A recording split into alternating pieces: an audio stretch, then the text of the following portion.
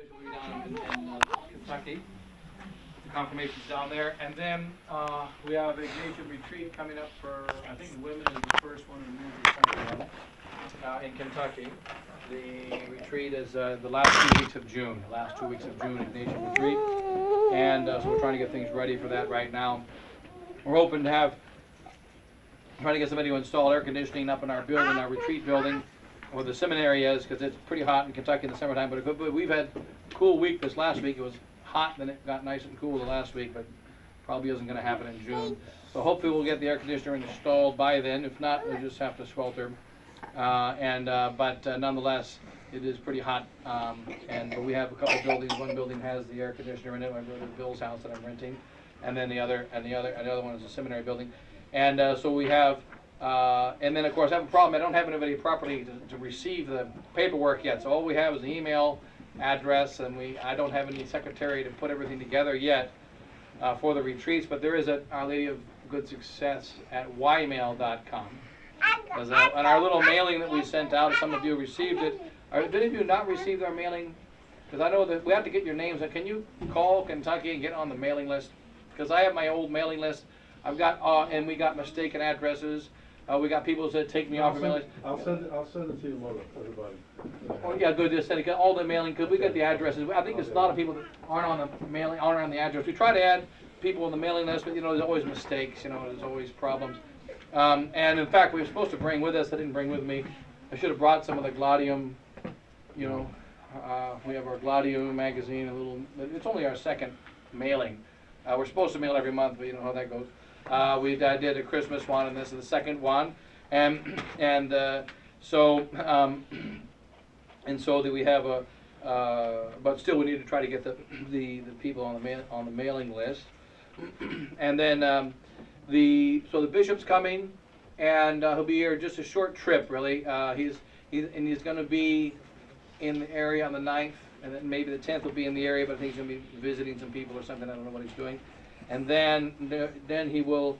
We have the retreat coming up, and that's it. And then also right now, yeah.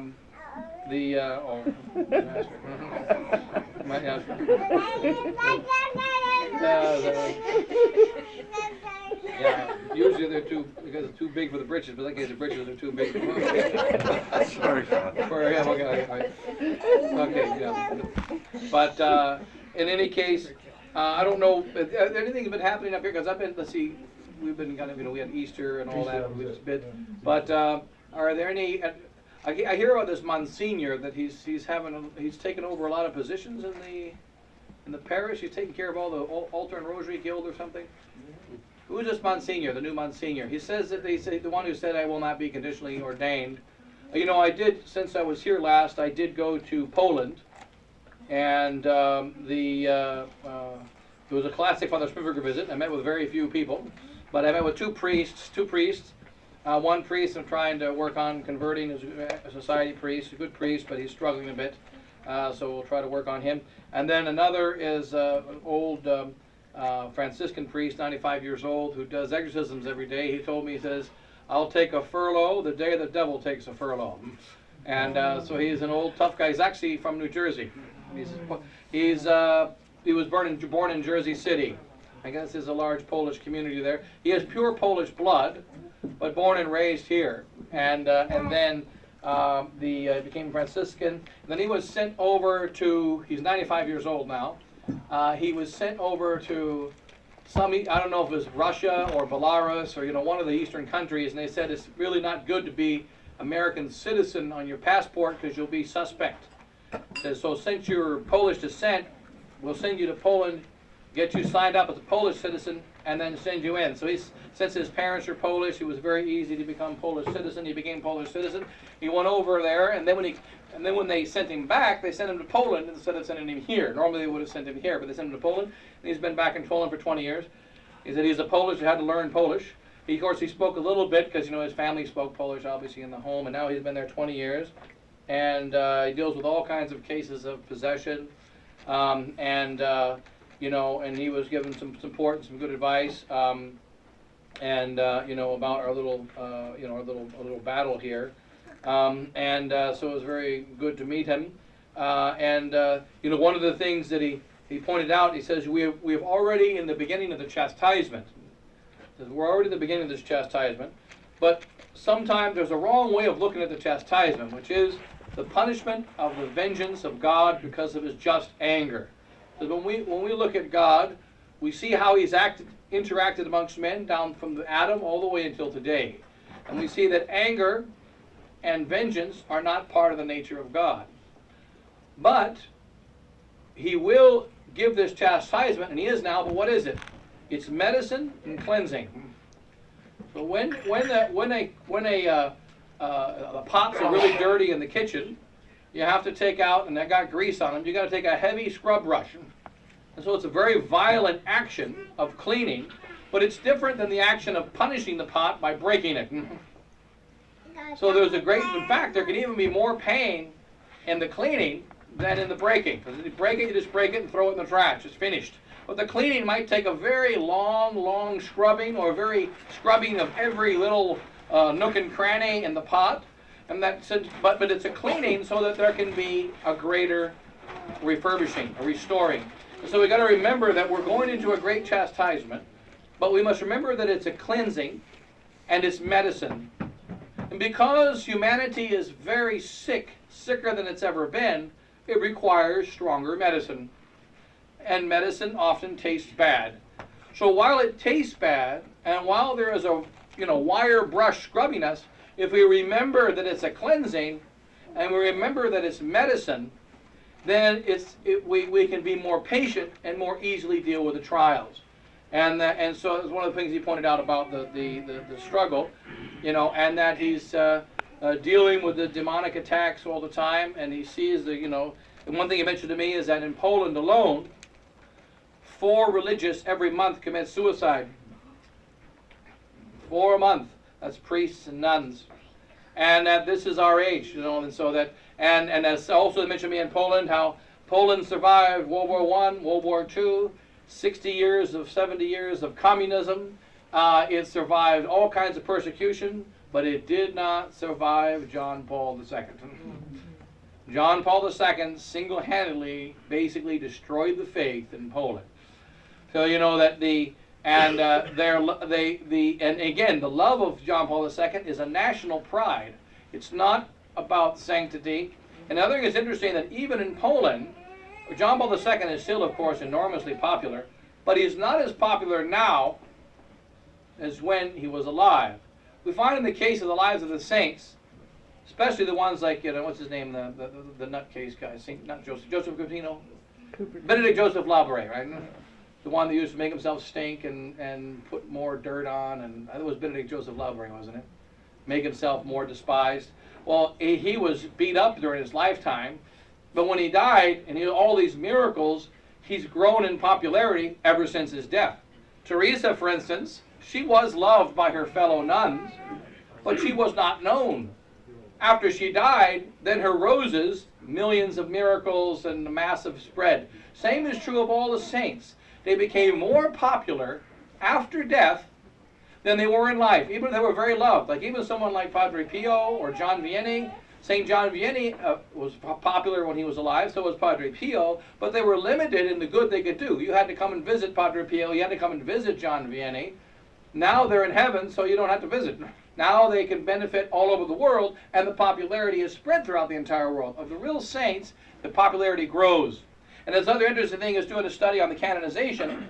Canonizations, I never thought canonizations could be part of infallibility, but I finally found a good study on it.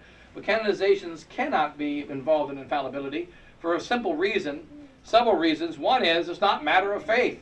It's not contained in sacred scripture. It wasn't revealed by St. Peter that John Vianney would be in heaven.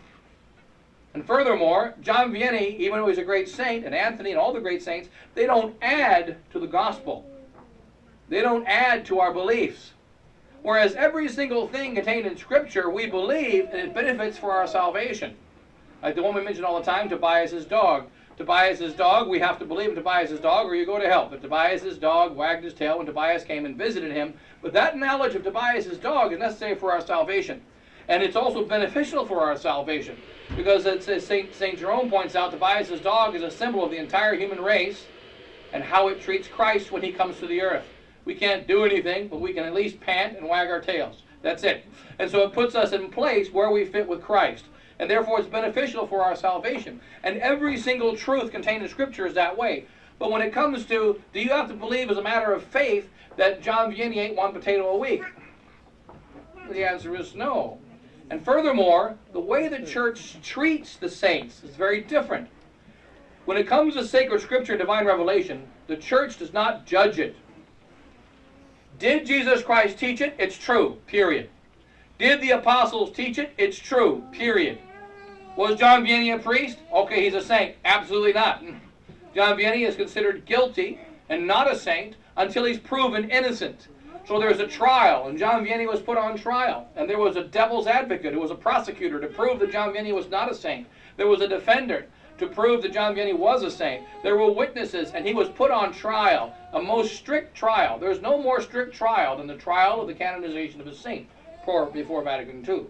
And then finally, after miracles, after evidences, after cross-examinations, it was discovered that he truly is in heaven and he's a saint, and therefore a judgment was made. The church cannot make those kinds of judgments about sacred Scripture or tradition. The church can only say, that's what they taught, we believe it, even if we don't understand. We can't prove the Blessed Trinity, but if you don't believe in it, you go to hell. It is that which is taught by God. Boom. Period. Not the case of the saints. Now the church has the right to make saints. Benedict XIV said it very well. If it is not a heresy, so it's not a heresy, it is a grave scandal. And it favors the heresy to reject saints. Benedict XIV made this statement. It favors the heresy of those who say the church has not the authority to make saints. So what is a heresy is to believe that the church doesn't have the authority to make saints or declare saints. But that a particular man is a saint is not part of the dogma of the church. We even have many examples, or not many, fortunately few examples. Liberius was actually listed as a saint. He was removed very quickly because St. Jerome and St. Hilary, who were both saints, said, look, Liberius was a nice guy. He fell. He failed. And of course, in the 1870s, many authors tried to resurrect Liberius because of Liberius' signing of the heretical document of Sirmium and Liberius' excommunication of, of St. Athanasius. At that time, the dispute of Liberius was brought up to say Pope can't be infallible because the Pope signed a heretical document, Liberius did, and the Pope excommunicated a saint, for heaven's sake. And so even though he was under pressure to do it, he still did it. And if he was protected by the Holy Ghost and he was not infallible, he was infallible, he couldn't have done those things. And so there was the big dispute came up at that time. Before then, it was never questioned. Liberius fell.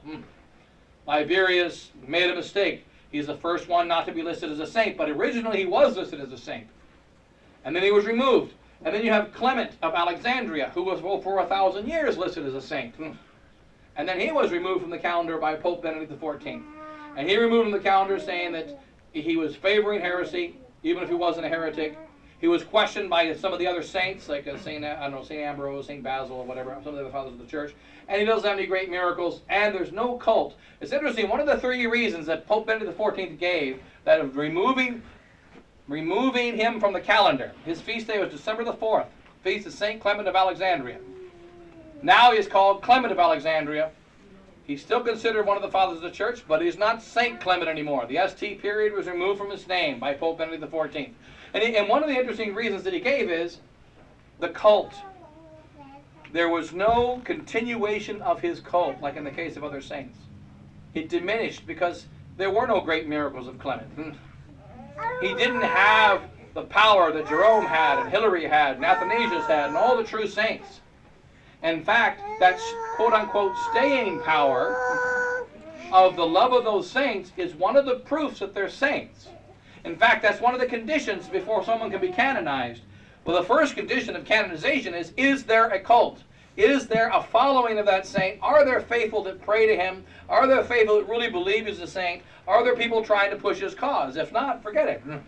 That's the first condition. That condition, and it's interesting, in the newspapers they pointed out, Attorney John Paul II, how long has it been? 2005. 8 years he's been dead. 9 years he's been dead. And already his popularity is cut by about half. It's like the popularity of a sports star.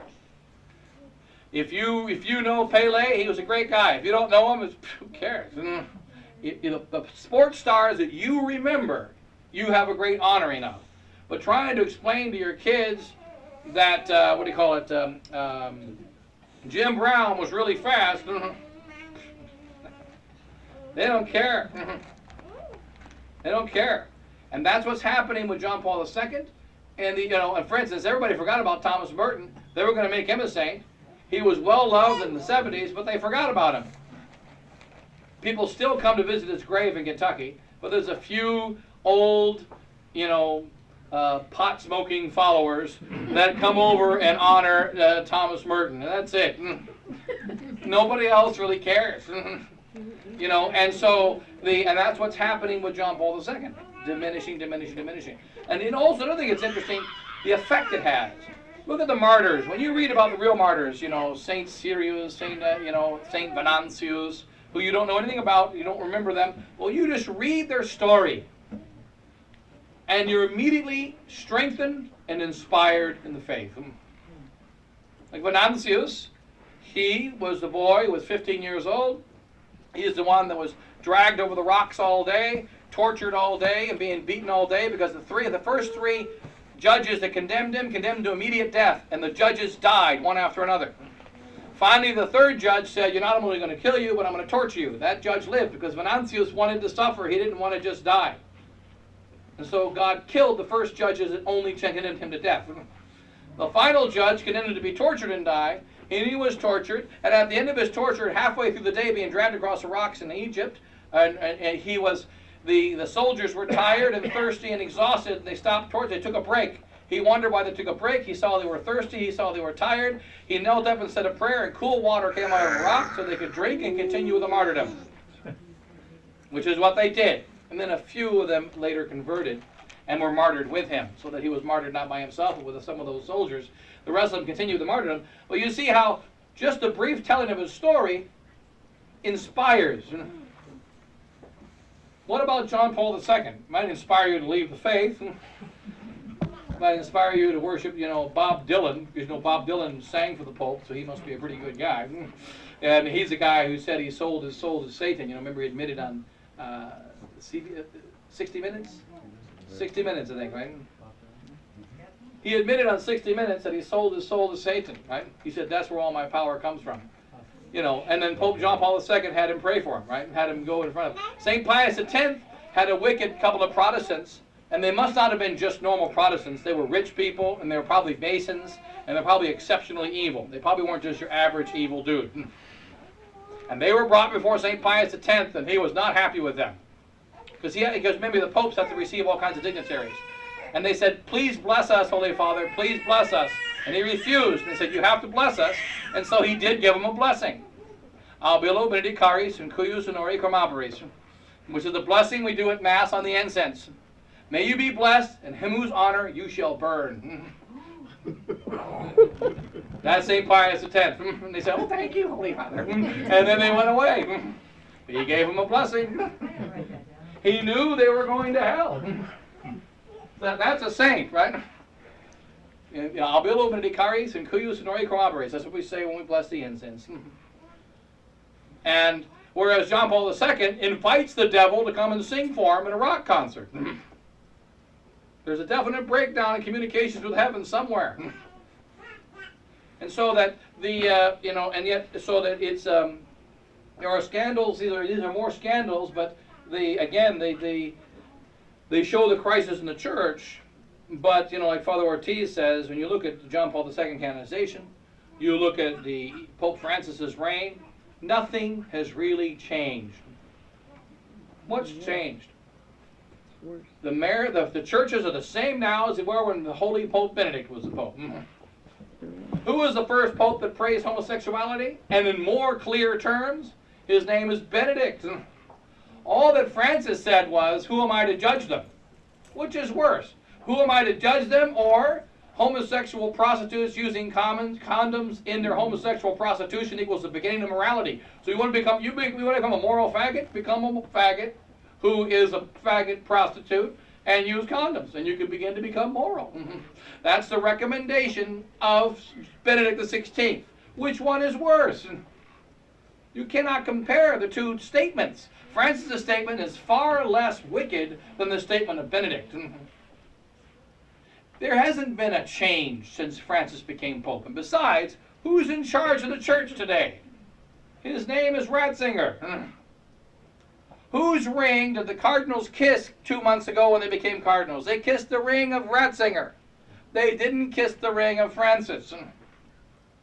He's the one making the decisions. And Francis has 2 encyclicals. Who wrote them? Benedict wrote them. Who on earth is in charge?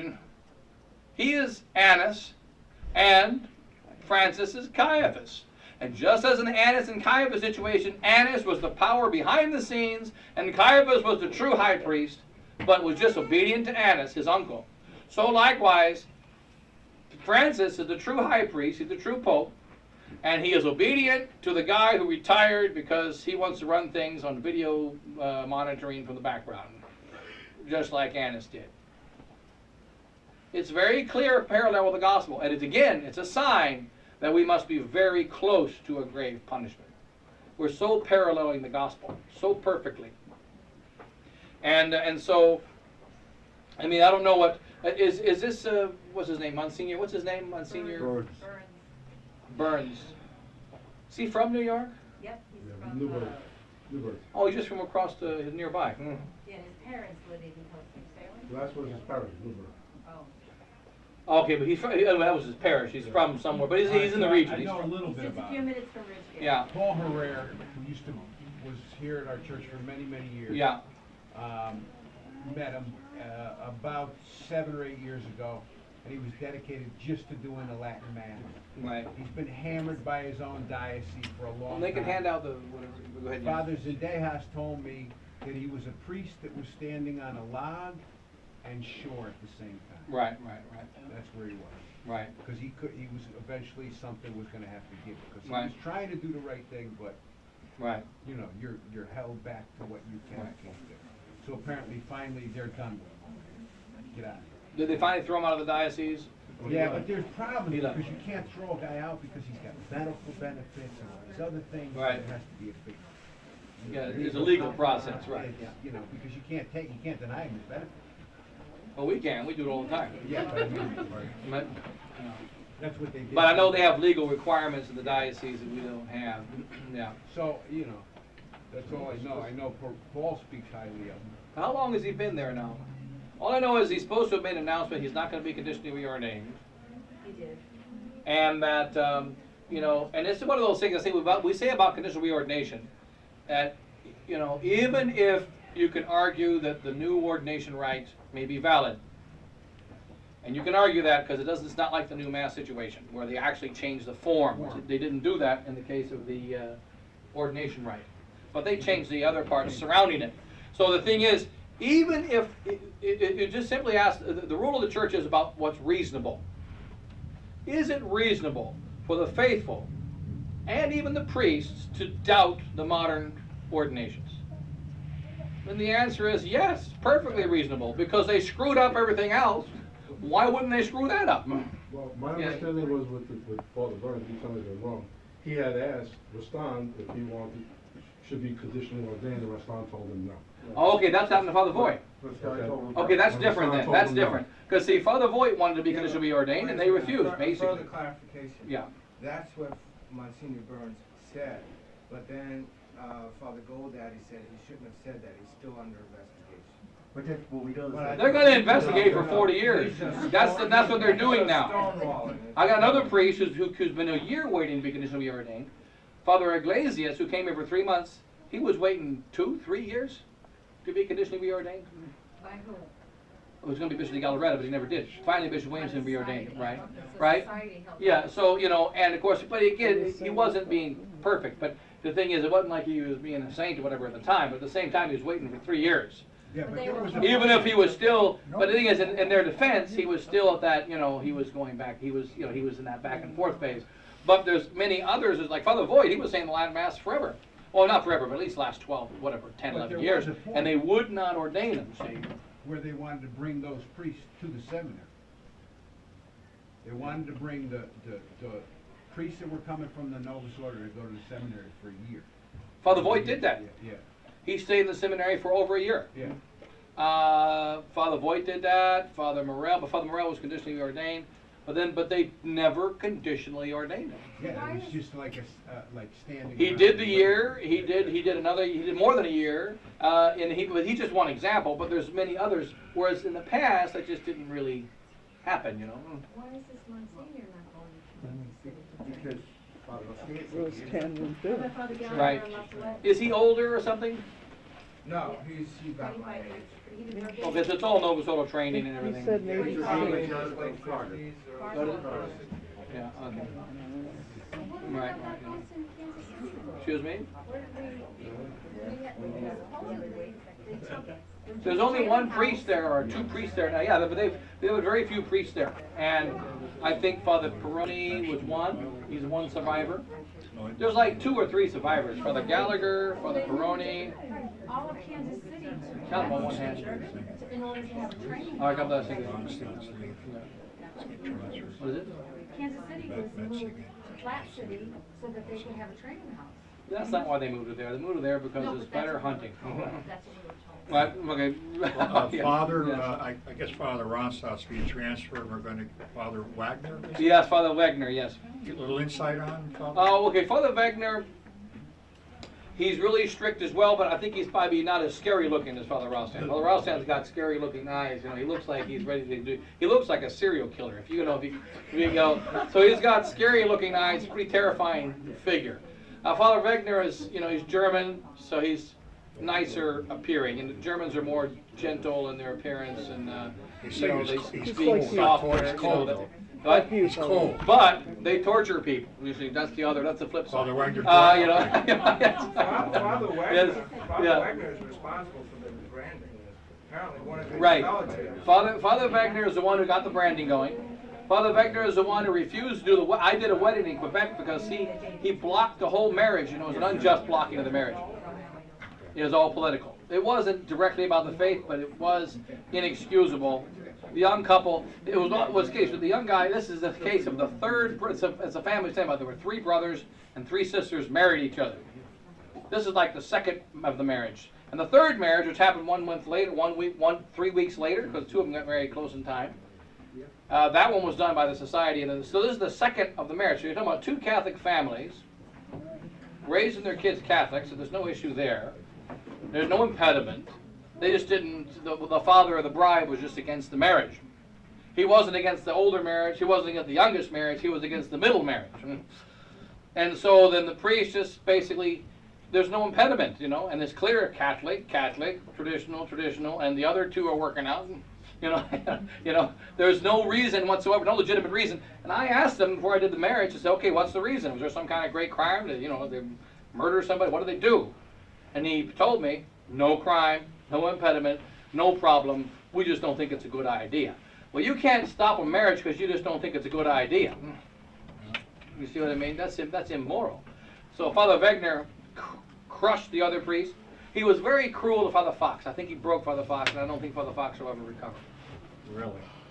For instance, what they did when they went to the house, the priest also, Father Fox doesn't speak French, right? So he went to the French-speaking Saint-Césaire, and all the priests sat around the table speaking French to each other at the table, talking to each other, the ignoring female type stuff, sitting there right next to him, looking at the other guy, talking in French, laughing, not passing them, just doing little things that just wear you down.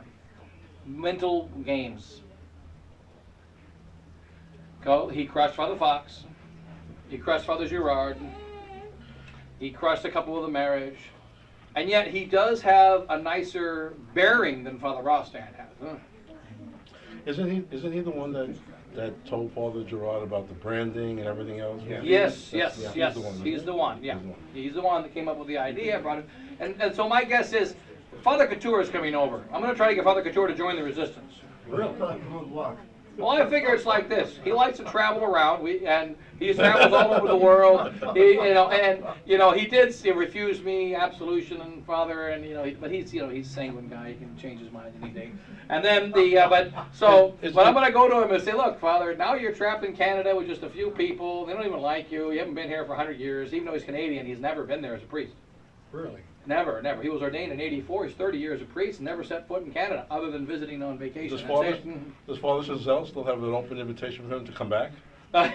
He has open invitation to never come back. Yes. No. He told, Father Chazelle told me I think it was Father Couture that said to him, whenever you want to come back, come back.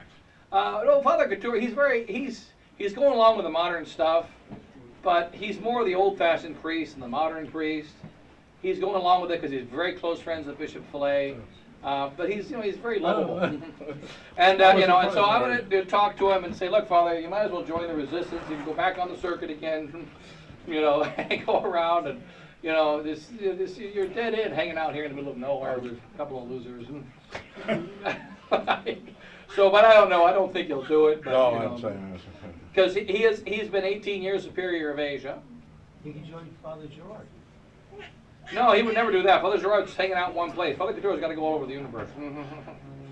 He can go back all over the universe again. And also, he's a good example. Even though he's going along with the modern ideas, he's going along, but it's not in his heart. Remember the end of the Sound of Music?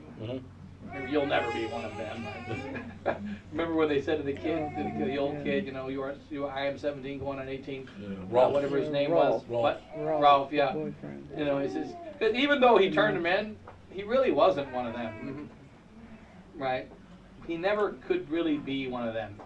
He was going along with it. He did a bad thing, but he's just not one of them. Father Couture, I don't think, is really one of them. He's doing really bad things. But isn't that the problem with the whole? That's the problem. The whole society They're the is- most dangerous ones because they are lovable, because they can have a conservative, because his heart is still conservative Catholic, but his mind is switching over. So the Catholic heart comes out sometimes and it deceives the people. That's why, like my brother, for instance, who's 100% against modernism, he's sliding, but he is the key to Bishop Fillet's victory.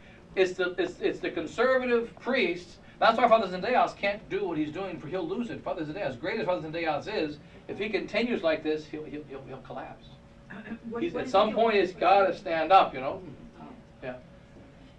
See, he's with us. He's with us intellectually, so to speak. But what he's doing is he's living a lie. His heart is with us. He's trying to protect his sheep. He has But the thing is, it's not working. He's not protecting them. He's deceiving them. You see what I mean?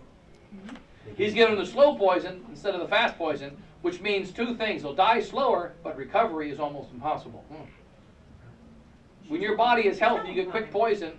You can remove the poison from the system and your heart's healthy again. But if you've got a long, slow poison, even if you remove the poison, you never become healthy. Father Couture give rid of the fast poison. Say what? Never go to recover. See what? Father Couture give rid of the fast poison. Well, he is and he isn't. He's doing both. He's a mixed bag. He shows out the sledgehammers and machine guns, and then he goes and being huggy and hissy. So he does. He's not consistent. That's part of Father Couture. Like when I first arrived in the Philippines, also he gives an order, and nobody else even pays attention, because he won't remember the order the next day, and he'll change it the next day. So but I would listen to his order and obey his order. The next day he'd come and change it, then I'd change it, and they said, "Why are you doing that?" We don't even listen, because he won't remember and he changes it. Father, what do you think of Father Anglais? Father Anglais is really bad. Yeah, He's what happened? different. Was he always bad? Probably he was always bad. Oh. His uncle was one of the leaders in Vatican II and made the music. Probably he was always bad. Really? And 3 of his relatives were on the wrong side in the Spanish Revolution, where all the nuns and priests were being murdered. Right. 3 of his relatives were Right. on the wrong side. I mean, I think he's been on the wrong. Martini side. Right. Yeah, I didn't know that, but it all fits. That's why he's this rich noble, Right. Just what they say, the rich guys in Mexico. Yes. They're all Cristero murderers. That's what they have in common. Right? Right? And so their glory goes way back, Yeah. And so it's probably like that. I know that the thing is that there's, I know Father Delano was talking about the family connections. You can make too much of it.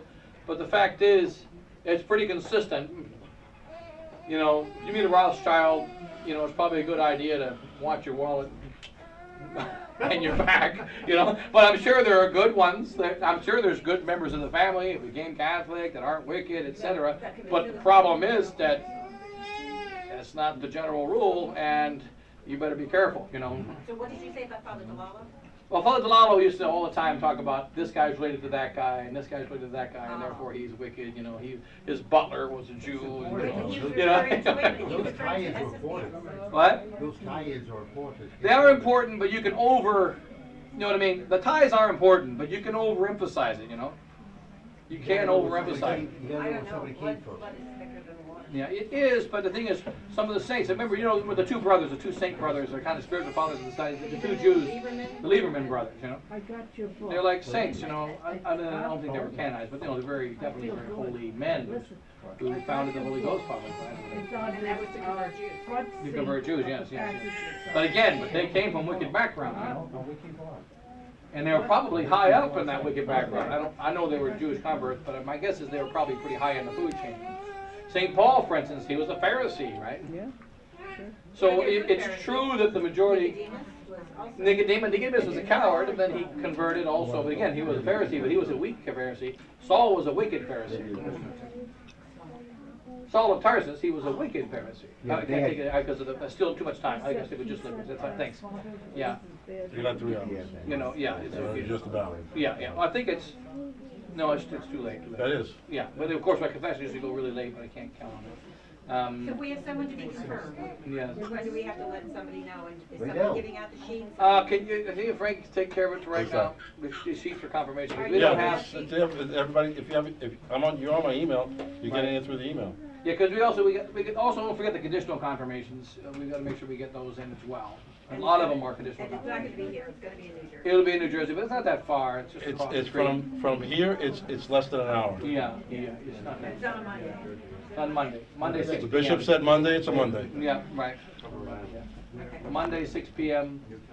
You know, we originally it was going to be Tuesday, but it was Monday 6 p.m. And then the Sunday will be down in Kentucky. The previous Sunday will be in Post Falls. In between, he's going to go to Phoenix, Yeah. Minneapolis. That's why we had to get this Yeah. place, because other places will let us. And, you know, so it's kind of a shorter trip than the last time we did this confirmation run, but it never makes it too long of a No, run. people are gonna bring stuff. What about the Father Four being consecrated? I don't know. I haven't heard anything. My guess is it'll never happen, but if it does, it'll be good. But But it has to Just happen. bring cash, that's all. yeah. It has to consecrate. Yeah, sure. Well, I don't know. I think that you wait and wait and wait. He says he's got 9 years For what? because Archbishop Lefebvre was 83. Oh, Who has 9 years? 74. Bishop Williams has 9 years? Yeah. Oh, boy. He doesn't think the world has 9 years, but he does. So when the world comes to an end in 2 years, he'll still be around. Floating out. 9 years before he died. Okay. You know, so I think he doesn't do all the correct mathematical He doesn't calculations. have to do it, he has 9 years left. How about the Dominicans? The Dominicans, you know, there's going to be a meeting, I think, in France in mid-July. Because right now, you know, we are fighting against a sedevacantous disease. Ugh. What's What's it? Right. Wait. The disease Uh, is rancid. Wait.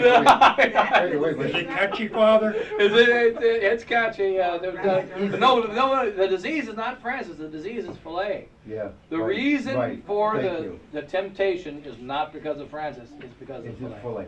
Yeah. Is the Boyle, We would the need Boyle Filet if boy, we is had he a with boat. us? Excuse me?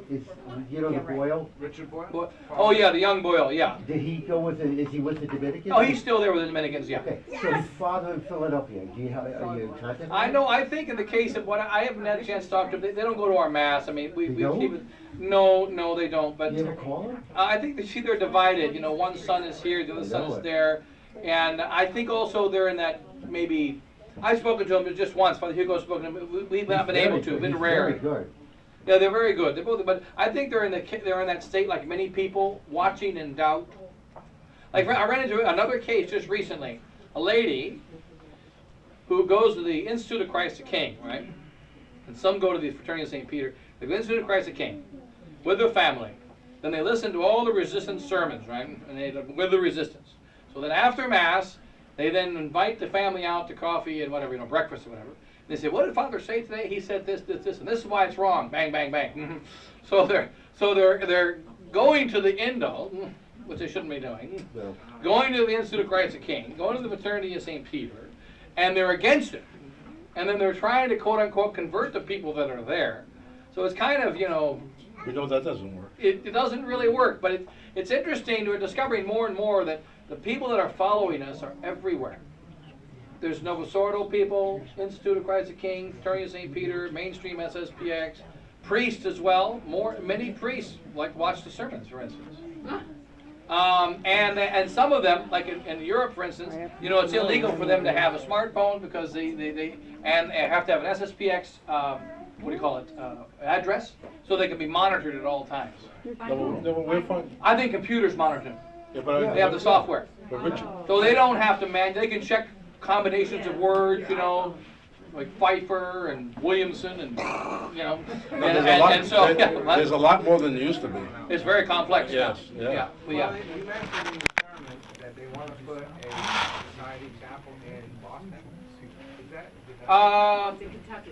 No. They have one in, New Hampshire? no, just in Louisville, they You already said have. Boston, Kentucky. You said people want to move to Boston, Kentucky like they wanted to move to St. Mary's. That's Field. right, that's correct. That's the people want to move, that's right. That's right. Yes, the people want to move to Boston, they like want to move to St. Mary's, right.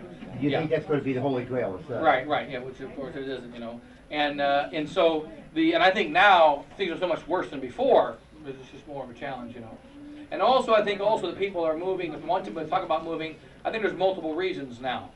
In the past, it was I'm leaving here to go to there strictly because of the faith, really. But now, the economic collapse, the social collapse, there's just a general fear. I mean, yeah, it's all around us. I mean, you got to see it when you're into work or whatever. We're getting to a Isn't point. it just there's just more See, we're fear getting now to than even a few years ago? Isn't that true? Father, Everybody yeah. says what we're that. doing, we're getting to the point where we don't want to associate with people we don't want to associate anymore. Right. We want to associate with people that like, more like thinking in a Right. sense and everything Yeah. else. You know, too many of them. Are they waking up in Vanetta? Say that again? Are they waking up in Vanetta? Not much. No? No. Even that's not going to wake them up. Well, look at when you got canned, nobody really Nobody- cared, right? And when Bishop 90% of the Williamson people got didn't canned, care, and 70% of the people didn't even know about it. right? That's right. And with Bishop Williamson, nobody cared. And that was, remember, that This was a is grave true story. scandal. I invited people, when Bishop Williamson was in the Steelworkers, Yeah. I invited people from Ridgefield there. This is a true story. When they were at the Steelworkers, Bishop Williamson said something from the altar, and they came to me and said, Hugh, what do you mean he was kicked out? They didn't even know that he had been kicked out a year. And they went to the Steelworkers. Right, And I right. said, where do you live, under a rock? And they were there at the Steelworkers. They said, Hugh, what do you mean he was kicked out? Right, yeah. Right, yeah. Hello? Right. But that's So all people very don't common. care. Yeah, They don't pay attention. No, they're not being given information. That's the But they don't want it. And they don't Remember, there's listen. another factor. They don't want listen. it. The other problem is this: the ones that do want it, you don't know them. Yeah. That's why, you know, there's people. I know there's people right now in the parish that don't even know we're here. For instance, they would be here if they knew about it. Even after all this time. No, I'm not sure. I'm not sure anymore. No, I guarantee you. No, I'm not but sure I'm finding anymore. about them even now, year after year. We're discovering other places. No, I Yeah, talked but to I somebody think in yesterday. Ridgefield, it was so contentious. They know. They know. No, you won't be surprised. I People talked that to come to somebody mass on yesterday. Sunday, Yesterday. They I don't talked to know. them. They had a car wash. I said, hey, Father's going to be in Danbury. Oh, daughter, we just raised $1,000 for the school. I said, what's the matter with you people? right? And so they have to go there today, because they're going to brag about how much money they raised for the school. Right. I said, Father's going to be in Danbury today. You know, they're changing. But he came up to me 2 weeks ago. He said, How was the when school Bishop doing, by Williams the is way? here, you let me Anybody have know. kids in the school there? How many kids are in the school now? There used to be like 40. I think there's about 45. Yeah, they used to have 80, now it's around, It went it's around down a bit. 50. I know schools are always complain. It's hard to judge with schools because people always complain about them. That's always the case. But at the same time, though, there really has been a change towards liberalism. One family with 5 or 6 kids just left to go to Monsignor Burns' parish. Yeah. But see, again, the reason not to go there. You know, I think we're in the situation where Tavia, remember the Fiddler on the Roof? They're in St. Mary's. In Fiddler on the Roof, I think many traditional Catholics are in the Tavia position. They what? You know, Tavia, the father of the 3 daughters in Fiddler on the Roof. Yeah. He loved tradition, Yeah. and he loved his daughters. And the daughters were going away from tradition. But he didn't know why he was traditional. He wore the prayer shawl thing, and remember, I wear this every day, and I'll tell you why I do. I don't know, right? He loved the tradition. He lived according to the Jewish tradition. Well, he didn't know why. And so therefore, when his daughters went away from tradition, he loved his daughters, but he couldn't argue against them because he didn't know why they were wrong. He didn't know which side. So he loved the daughter That had a fiddler on it. and a fiddler on the roof. He loved the daughter and he loved tradition. And I think that's where a lot of people are. They don't understand. Yeah, they love Bishop Williamson, they love the old SSPX, but they also like, you know, Father Goldaddy. Yeah, he's a nice guy. And then they don't necessarily like everything that he's doing, but if they reject what he's doing, it means that they're going to say he's not a nice person. And that was Tevye's mistake. He says, well, if I tell my daughter this is wrong, I'm going to be rejecting my daughter. That was his mistake. He wouldn't be rejecting his daughter. He'd be correcting his daughter and helping his daughter. And it's also interesting how the first daughter takes a small step, no big deal. Second daughter makes a little bit bigger step, but again, not essentially a big deal. And the third daughter leaves the faith. And Tevye is shocked. Can't believe it happened. And I think that's another thing that's going to happen to the society people. They're going to be shocked. And then at the end, he accepts her anyway. But then also the interesting thing, Fiddler on the Roof thing is a magnificent story of our times. But at the very, very end, the fiddler is gone, but he allows the fiddler to come with him, you know. And so that there's some hope of a return. There's some hope of a return. But he gives in, and I think that's where the majority of people are. And then they reach that point where they don't want to understand. Because if they understand, they're going to have to choose. They got to do something. The frog is boiled, and now they have to do something. Right, and they don't want to make that choice. And remember where the boiling frog analogy failed is in our case, the frog can never lose the power to jump out of the pot. If you've been boiled for 1,000 years, God will always give you the power to jump out. Remember the temptation can never be too strong? Yeah. So in our case, even if you're, no matter how much you're boiled, you always have the power. And that's the reason why you have to make these acts of the will that are kind of against, you know, God, you know, because if you didn't have the power, you wouldn't be guilty. Right. But at some point you decide, I don't want to know the truth because then I have to do something. Right. And that's where they are right now. And again, that's where the fathers of the church give the example. Fathers of the desert, to give the example, pulling the weeds, and you pull the weed when it's little 2 fingers. You wait 1 hand. You wait longer. It's really hard. You wait really long. You got to use all your might. Always possible, but really difficult when you wait. I think most people are looking at the secular church and accepting them as a real church. They are. Guess what? They're being taught that.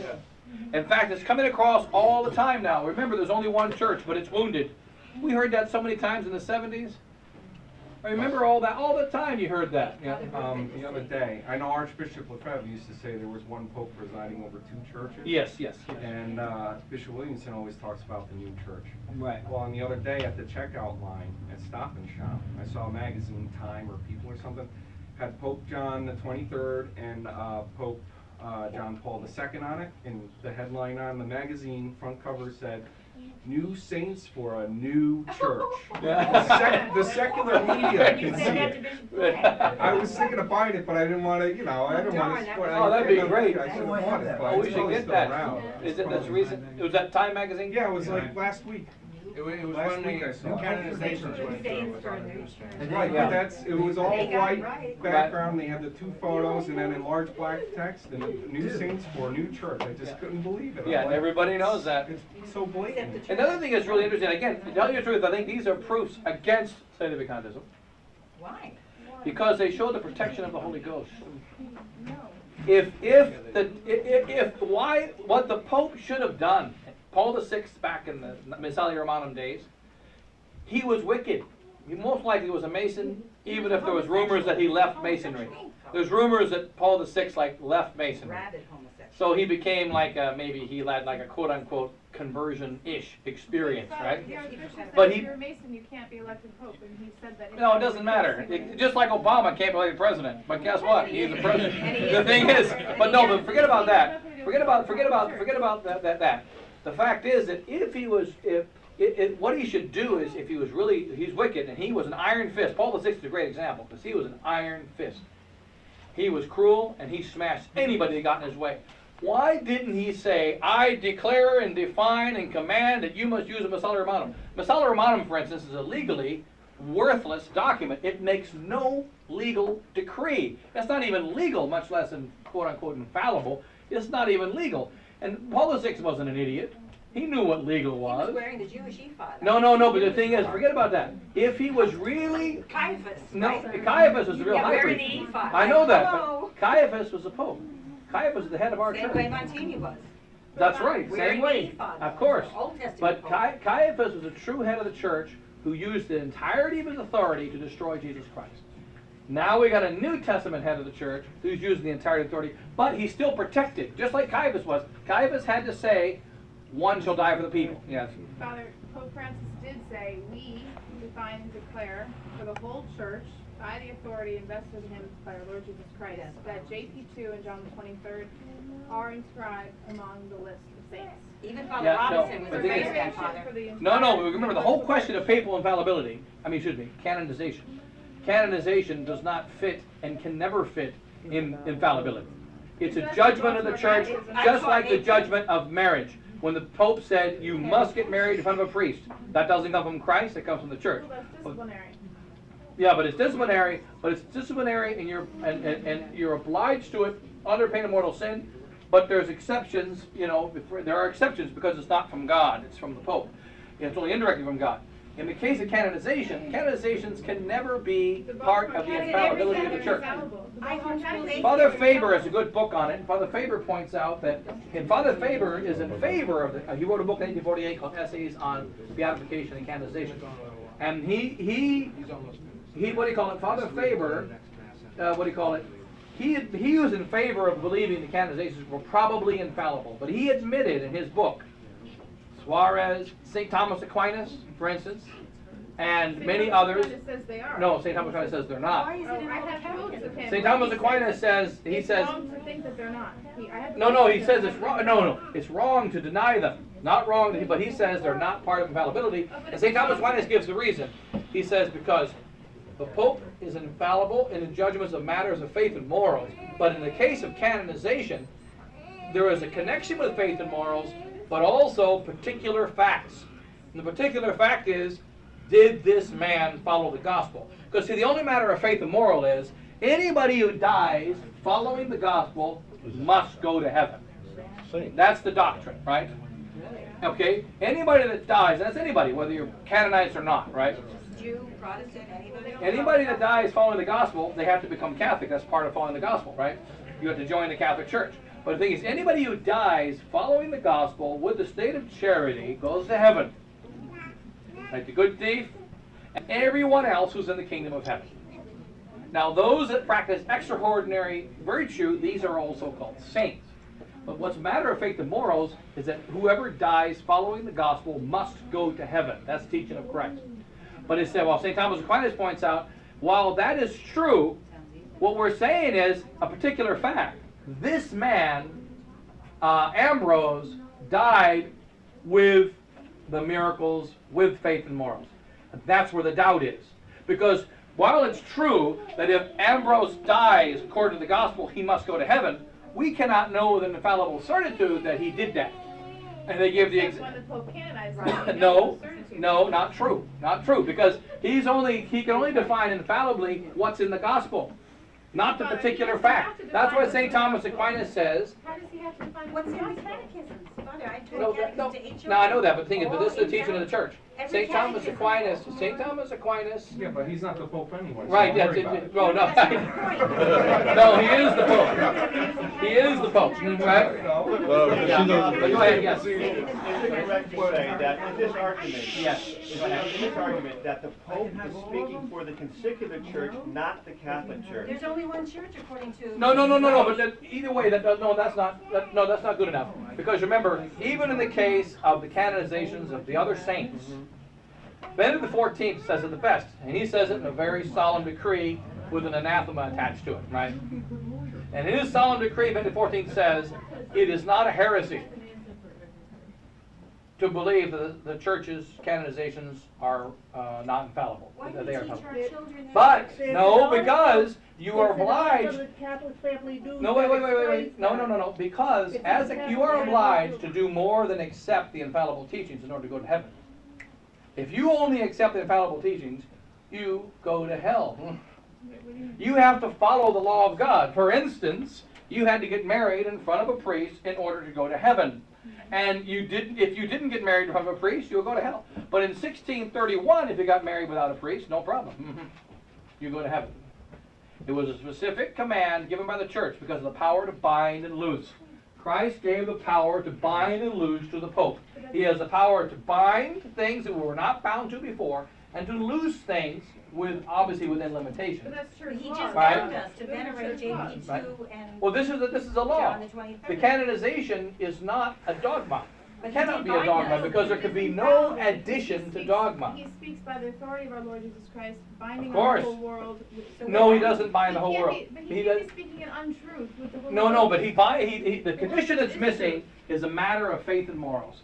It's not a matter of It faith is and morals. faith. It's No, it not. isn't. Believe they're in heaven. No, you not. have to It's accept not St. a matter Thomas of Aquinas. to venerate him. It's not a matter of faith. It cannot be a matter of faith. It's right. not. It's obvious that it's not. Because it didn't come from God. Because it could not be, and that includes St. John Vianney, There St. had- Ambrose, St. Augustine, every great saint.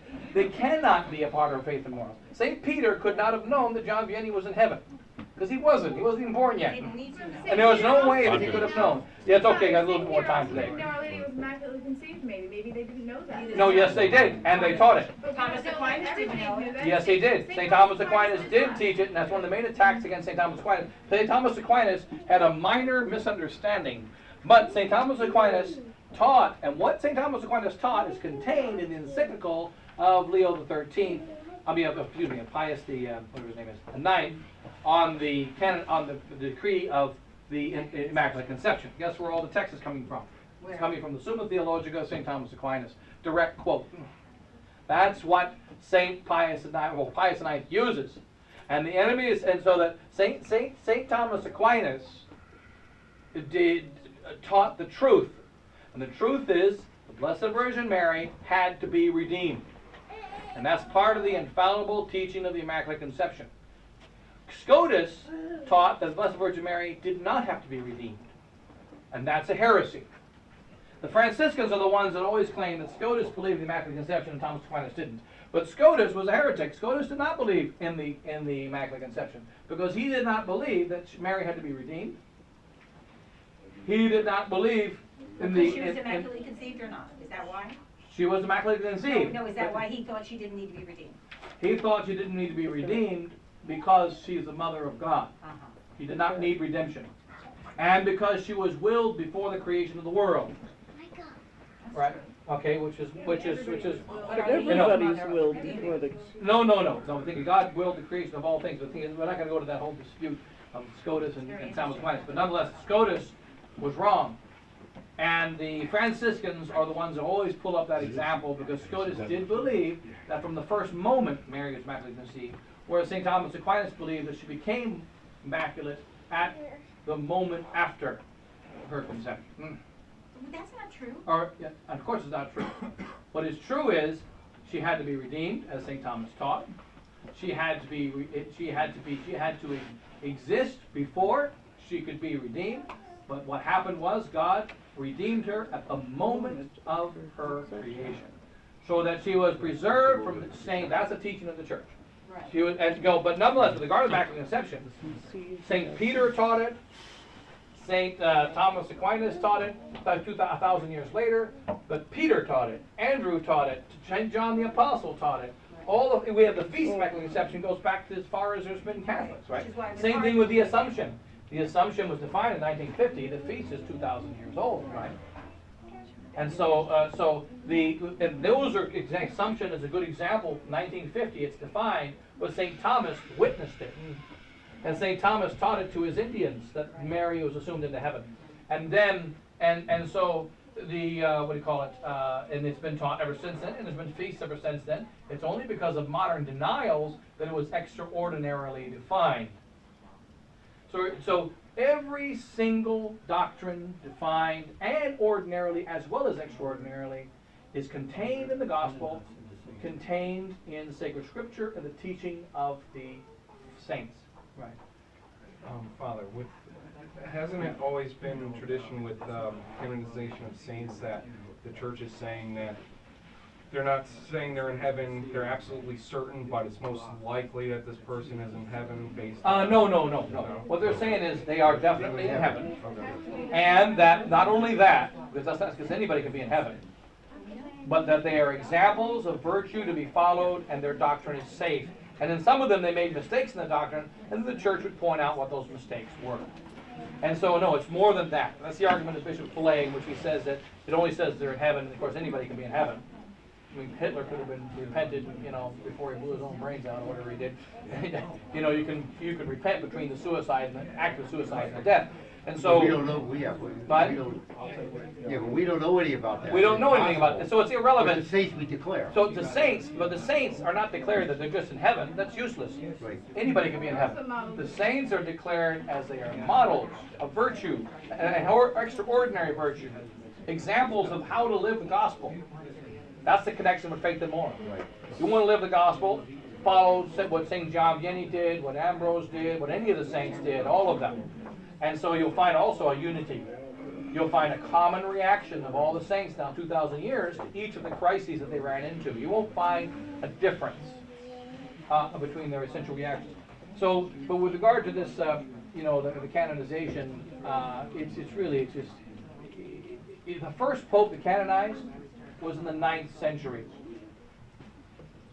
No saint pope, most of the popes that were saints, they never canonized anybody. None of the saints in the first 1,000 years are basically canonized. None of them. But they were martyrs. Because they were No, not all of them. Augustine wasn't a martyr. Hilary wasn't a martyr. Athanasius wasn't a martyr. Many of them were not martyrs. Even in the age of martyrdom, there are a few that died without being martyred. By popular demand. Yes, that's the most important thing. That's the most important thing. Well, the Poles were clamoring for JP2, there's no question about it. Yeah, but you know what's interesting, and I just saw it in the newspaper also, a similar thing.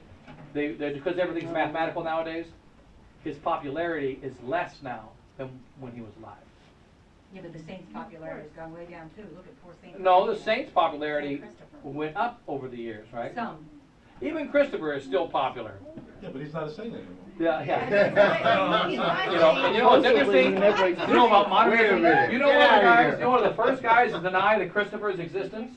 His name was Butler. And he died like 1800. Butler, what do you mean, Lives of the Saints? Butler's Lives of the Saints. You know what it says about Christopher?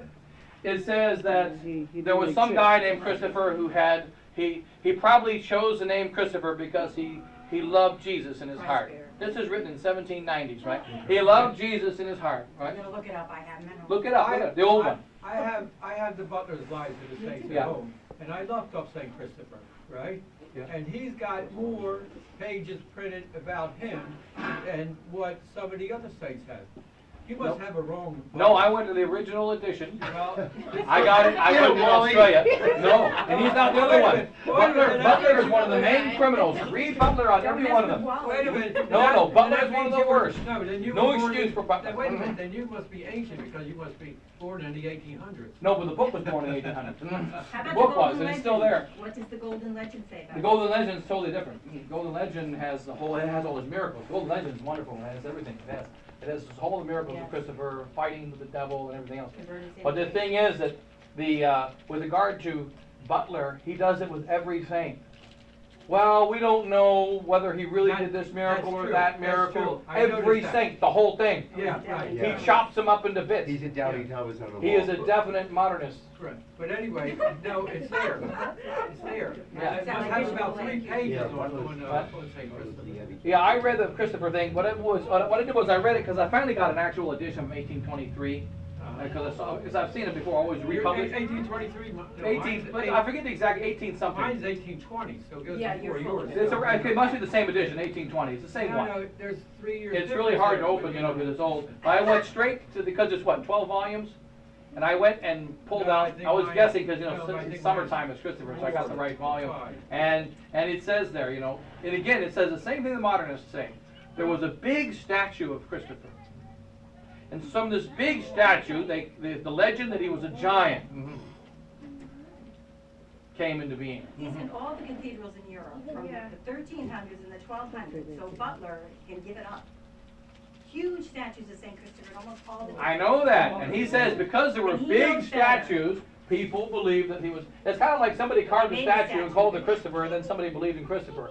You know, normally, you know, you buy the baseball card of, what's his name, what's the $1 million baseball card, that, you know, Mickey Mantle. You buy the Mickey Mantle baseball card, not because it's a nice card, but because the guy was pretty good at hitting balls and catching them and stuff like that.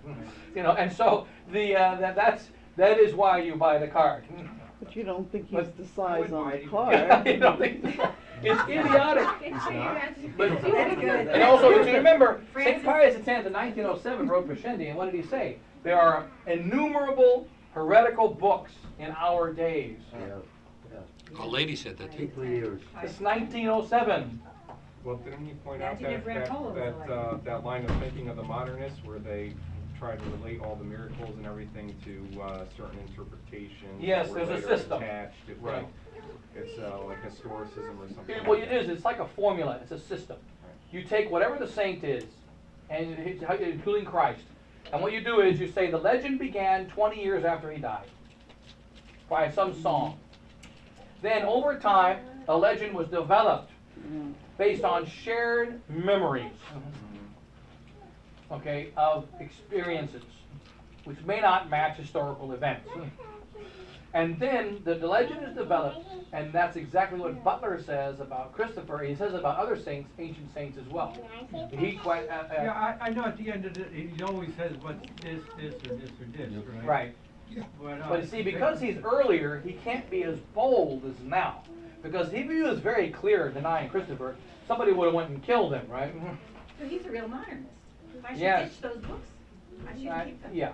And also, you know, it's interesting when you read them. It's like a scientific manual or something. Kind of dry. Yes. Kind of dry. Yeah, it's like, you know, It's dry you know, Christopher may have lived in the 2nd, 3rd century. He loved Jesus in his heart. You know where somebody does love Jesus in their heart. Pretty soon they're gonna say Christ was just someone they talked about in. That's correct. They were laying the foundations for it, see. So, Father, to change the subject, on Yeah. geocentrism. Yes. The very fact that the sun stood still at Panama should tell people something. That is right. But That the the other earth good is thing about moving. The sun geocentrism, is moving. Most Pius people the don't believe Seventh, that. They think Pius the Seventh, when he became it's Pope, he's the Pope who removed Galileo from the index, changed the scientific community, and was the first Pope to sign a document approving of religious liberty. Pius the Seventh, I'm looking at. What he did was, he didn't directly approve of it. What he did was, he signed an accord, you know, like the Augsburg, was it the Augsburg Confession? What's the one is the, you know, the Protestants fighting the Catholics and all that. He was the first Pope to say, okay, let's just agree to disagree. But he was careful in how he said it, because he didn't say it heretically. He said it in a way that, okay, let's just agree to disagree. And there's other things he may have done in his papacy as well, Pius VII.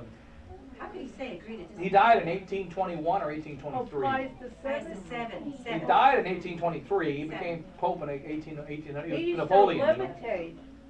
Pius the Seventh. Pius the Seventh used to levitate. Not according to what Father just said. I read the whole his book. He was a great saint. He's not a saint. Go get him, Rosie. Pius a the great Seventh. pope. There's so Because many he's phones the going one who around. he's the one who did a lot of really I don't know about his levitating because Pius maybe think of Pius VI. Pius VI was the one who was captured by Napoleon and died after he returned to Rome.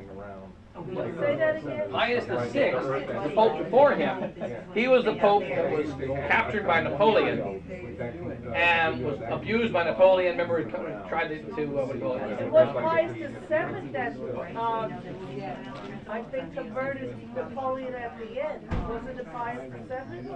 Pius VI, I think, he died. He died from the abuse. He was already old and he was not directly killed, he was abused. Pius the Seventh. He used to levitate. He was a. But you know, speaking of something about levitation, because I gotta go here, Wait a minute. is Magdalena de la Paz. Magdalena de la Paz. Magdalena de la Paz, She lived in the 1500s, and she was believed to be a saint. Oh, yes, From that's 5 to 7. Yeah, she could do all those things, levitate, she had visions, she lived only on the Blessed Sacrament. Magdalena de la Paz, right, this is her name, in Spain. The priest believed her, the bishop believed her, everybody believed that she was a saint. Then somehow they found food under her bed or something. Turned out she wasn't living on the Blessed Sacrament. So then, they did an investigation. She sold her soul to Satan when she was 9 years old. Who? Magdalena de la Paz. And she said she learned how to imitate a trance. For instance, you know how in a real ecstasy, you don't notice anything around you? And so one of the ways to test it is they take pins and they poke you, and if you don't react, she knew that's what they would do to her, and they did.